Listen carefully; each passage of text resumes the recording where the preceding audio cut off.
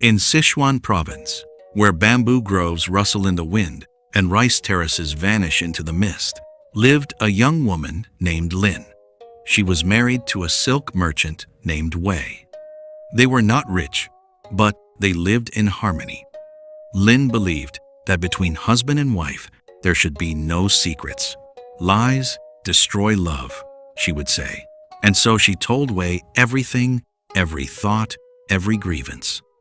Wei listened, sometimes nodding, but he remained silent. Lin thought, the more I open my heart to him, the stronger our bond will be. One day, an old sage came to the village. They called him Master Lotus. He sat under an ancient banyan tree, and people came to him for advice. Lin decided to approach him. "Teacher," she said, "I want to be a perfect wife. I tell my husband everything. Is that right?" Master Lotus opened his eyes and answered, "There are 3 things a woman should never tell her husband. Listen to 3 stories.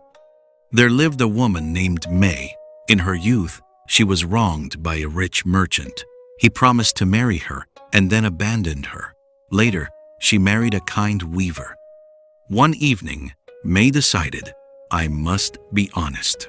So she told her husband everything, how she had loved that merchant, how she had suffered. The weaver listened, but from that day, a dark shadow settled in his heart. He grew jealous. Comparing himself to that merchant, he felt that his wife merely tolerated him. He started drinking wine, and the marriage fell apart. Remember, a man should never be told about the men you loved before him. Even if you hated those men, he will compare himself to them always, to his own disadvantage. The past must die. Do not resurrect it with your words. In another village lived a woman named Su. Her mother-in-law had a difficult temper, nagging, demanding. Su endured for many years, but one day she could no longer bear it and said to her husband, "Your mother hates me. I cannot take it anymore." The husband listened. He loved his wife, but he also loved his mother. He wavered, then began to resent Su for forcing him to choose.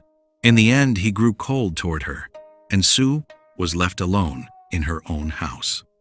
A man cannot change his family. His mother, father, brothers, those are his roots. When you tell him his roots are rotten, he feels you are cutting down the tree on which he grew. Even if you are right, he will not take your side, and he will come to hate you. Do not complain to your husband about his relatives. Either leave in silence or endure. In a third village lived Yun. Her husband was a merchant, but his business was failing. Yun saw his mistakes and one day said, "You don't know how to trade. You are too trusting.